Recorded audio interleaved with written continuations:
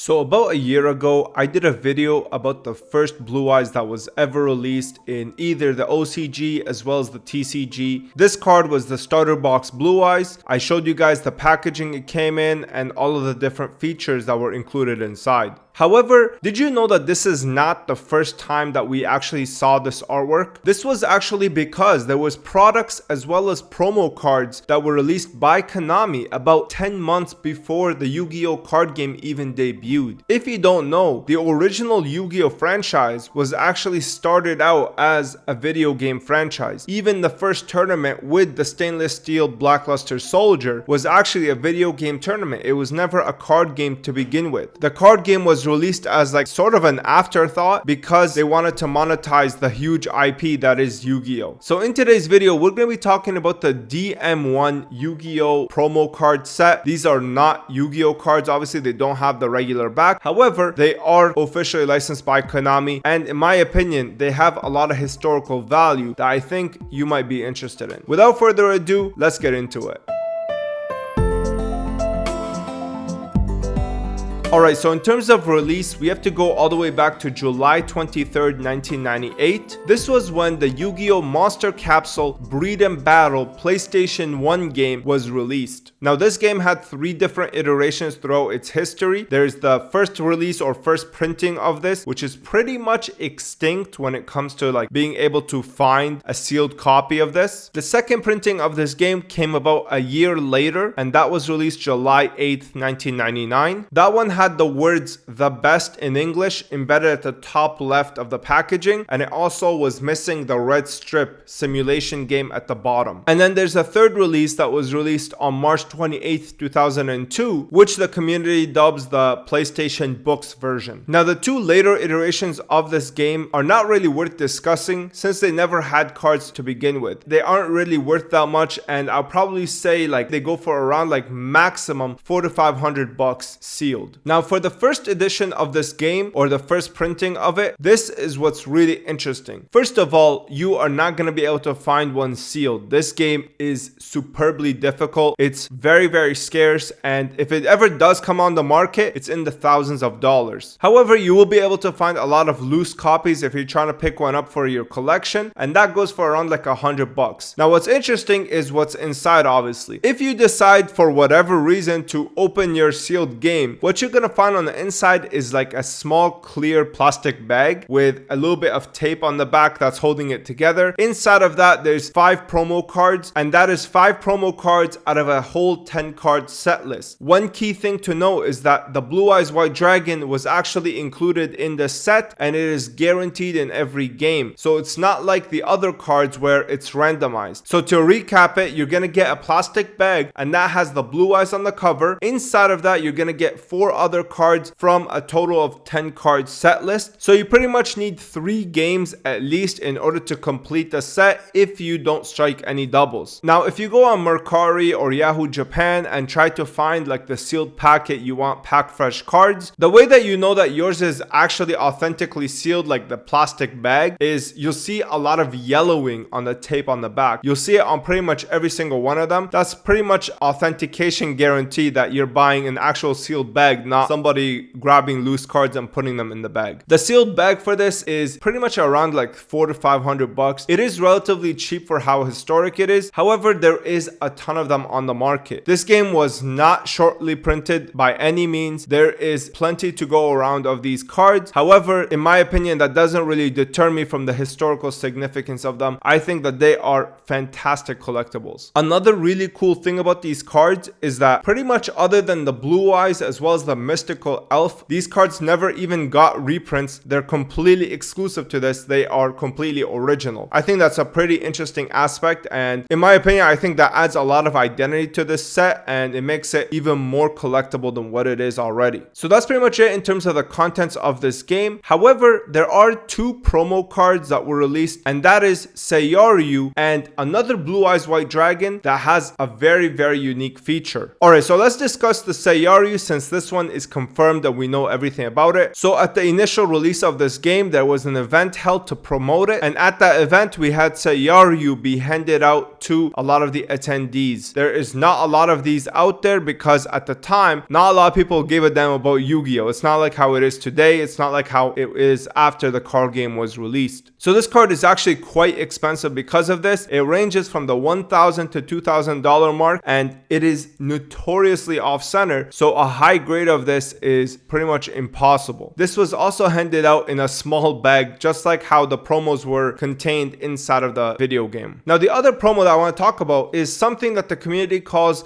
the not for sale Blue Eyes White Dragon. And what they mean by this is, if we take a look at the blue eyes right here, you see at the bottom left it says not for sale in a white box. This right here is a feature that is pretty much on every single card that was released in the video game as well as the Saru. However, this version of the blue eyes does not have this. It was speculated for a long time that these were fakes, but after a lot of research, a lot of Rosetta pattern studies, we recognize it as official releases. However, we don't know the actual origins. Some people claim it was handed out also at the promos. Some people claim that it was handed out at another event, but we really cannot confirm that. Now you might be asking yourself, why do people jump to the conclusion that it's just not authentic? I mean, how is that even possible? Well, that's because these cards, specifically the blue eyes as well as the Saru, have a pretty dark history that began in 2016 with a famous counterfeiter called Shinsuke. This guy somehow got a hold of like super high quality printers, and he was able to replicate the Blue Eyes White Dragon as well as the Saru. An excellent resource is this article that's going to be linked in the description. This article was made by someone called YuGiOh Tube. He has a great channel on YouTube. I'll definitely check him out. And in this article, he discusses the differences between the rosette patterns of the authentic copy as well as the counterfeit copy. I don't want to delve too deep into like the counterfeiting aspect in this video. I am going to be dedicating one specifically for that later on, but for the sake of this video, I figured I would briefly touch on it. So back to the main topic here, we now have a set list of 12 cards, 10 of which were released inside of the video game as promos, and then Saru being handed out at the promo event, as well as a Blue Eyes White Dragon that is missing the not for sale stamp at the bottom left. And this is a card whose origins is pretty much unclear at the moment. If you have any further information, you can definitely write it down in the comments below. I'm sure everybody's going to be reading them. But that's not the only time we've seen this specific card layout before. We actually had another video game be released about 6 months after Breed&Battle, and that was called Duel Monsters 1 or DM1. This was the game that was actually used in order to run the event for the first Yu-Gi-Oh tournament with the Blackluster Soldier stainless steel copy. So this game was released on the 16th of December in 1998. This set included 10 cards in total, and in each game there was 3 variant cards inside. Now this set is not as exclusive as the other one. It doesn't have as much identity. Pretty much every single card in here is something that we saw in the TCG and the OCG, so they are not as exclusive. However, I still think that they have a lot of identity and they're worth looking at independently. There was no different variants for this game. They're, in my opinion, less rare than the Breed&Battle versions. But that's pretty much it in terms of the overview of these releases. Now I want to go in the top-down view and take a closer look at these cards, examine them, and compare them to what we got in the OCG about a year later. So let's get into that.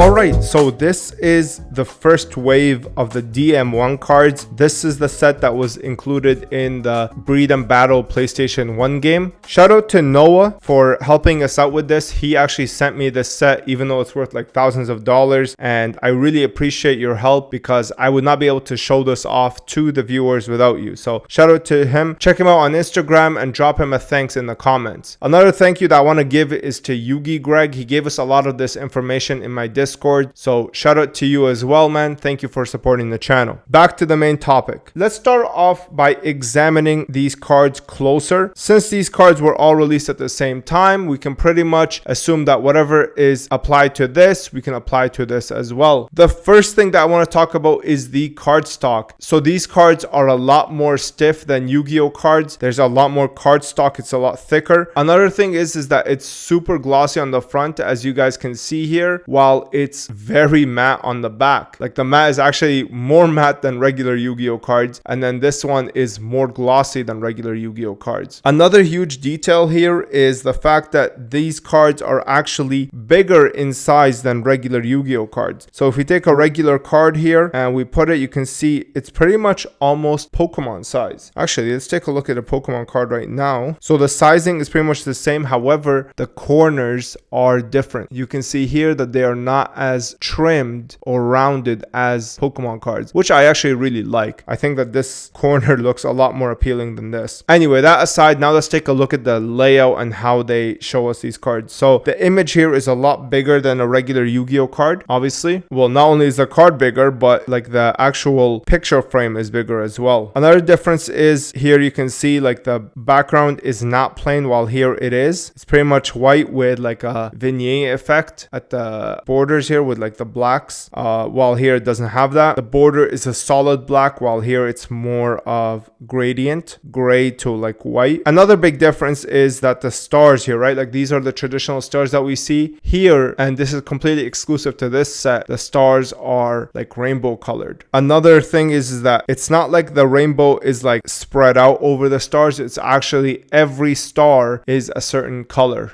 So the more stars you have, the more colors you will see. Another thing is that this area right here is not actually text that describes the card. It's not like it says like it's Ultimate Engine of Destruction. I'm pretty sure these are just trademarks, which is quite ugly, but I understand they were still coming up, and you know, I get it. Here we have the attack and defense, which don't really matter since this isn't really a playable game. And then we flip to the back. Now the back is very different from what we see today. I actually quite like this. I think it looks great. I actually think like it's more Magic style than this one is, which I'm a big fan of. And unlike how it says trading card game over here it says Breed&Battle Monster Capsule. The Konami logo, as you can see, is what we call like the square logo, where obviously here they changed it up. And again, you can see with the corners here, they are more rounded than they are on like the official released Yu-Gi-Oh cards. In terms of the rosette pattern I was talking about earlier, the best way to identify is over here. Now you're not going to be able to see it with my camera, but if you, for example, scan this card and then take a closer look, you'll see that there's actually layering, and that's how you can determine if a card is authentic or not. Because when these cards are printed, it's not like it's one layer that is just stamped. What's actually happening is that, for example, the image is stamped, and then the border is stamped, and then the text is stamped. So every single one of them has different processes. And in terms of this, for example, if you were to take a look at the rosette patterns, you'll see that the Yu-Gi-Oh here is completely separate rosette pattern to the background, where if you compare it to the counterfeit, the Yu-Gi-Oh is going to be the exact same layer as the background on this. So this is how you know if this is a legit card or if it's a counterfeit. So that's the first set. Now I want to take a look at the Saru and just compare it, make sure like it's pretty much the exact same as the blue eyes that we got here. And as you can see, guys, this is notoriously OC, just like how I told you guys, right? Like look at this thing, man. Actually, the best way to see it is on the back.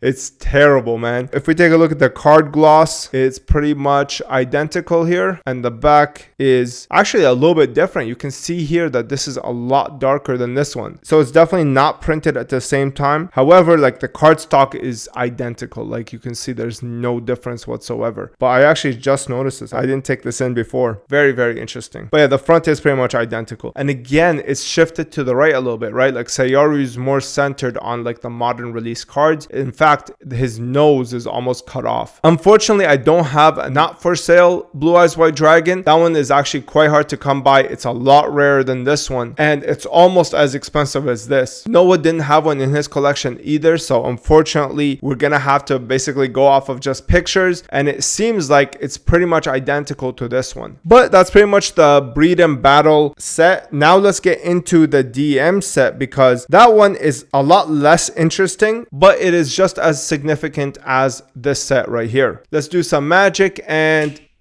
so this is the DM1 set. First of all, the editor probably got this one, but I did say that it was a 9 card set. It's actually 10. I made an error there. Either way, let's get into it. The first thing that you should be able to see right away is that there are different tones for every single one of these cards. Like, look at this Summon Skull, how cool the tone is versus the Red Eyes, which is super dark. We can see here, super cool, while the Monster Reborn is super dark. That's very interesting. I do believe that this is different print runs. I don't think every single Monster Reborn is like this. However, can't really be sure until you have 2 of them side by side. I definitely have preference towards the cooler side. I think that this looks incredibly badass versus the warmer side, which is like, I don't know, it just looks a little foggy in my opinion. But anyway, let's get into it. Let's examine the Summon Skull real quick. You can see here, I mean, obviously this is not in the best condition, but who really cares? These are like 25 years old. We have the Summon Skull. It's also super glossy here. You can see matte again on the back. Let's compare it to this guy right here, and you'll see again the coolness is very apparent. Compare it to the Dark Magician, and here it's not as bad. These look pretty much almost like identical, but the Summon Skull is definitely different. And look how zoomed in this guy is here. Like, what is going on? It's definitely more zoomed in, like things like the Saru or the Mystical Elf. I'm guessing they still didn't have everything down pat. Another really big difference between these guys and the original Breed and Battle is the trademarks right here. You can see instead of the not for sale sign here, they replaced it with the DMG. DMG is Nintendo's code for Game Boy, so that's, I'm guessing, why that's there. Otherwise, like, there's really not that much of a difference. The backs are pretty much identical. So what this tells me is that, like, Saru is actually like a first release. They printed this one first, and then they printed these guys, and that makes a little bit more sense because, you know, these came at a little bit later date compared to this one, which is like the promo event. But yeah, that's pretty much it in terms of like the DM1 era. I find this set completely fascinating. Like, it's just super cool, and it's definitely historic in its own way. Let me know your thoughts down below for these. I'm gonna be in the comments replying to you guys. Let me know if you have any more information on these, as well as the not for sale Blue Eyes. And if you enjoyed the video, hit the like button, subscribe. If you want to see more and want to support me further, you can support yourself by picking up your own TCG accessories at strictlysealedinc.com. I'm going to be leaving links of where you can buy these cards in the pinned comment, so you can check those out there. But that's pretty much it in terms of like the DM1, the first Yu-Gi-Oh cards ever made. I hope you guys enjoyed, and I hope you learned something. I'll see you in the next one.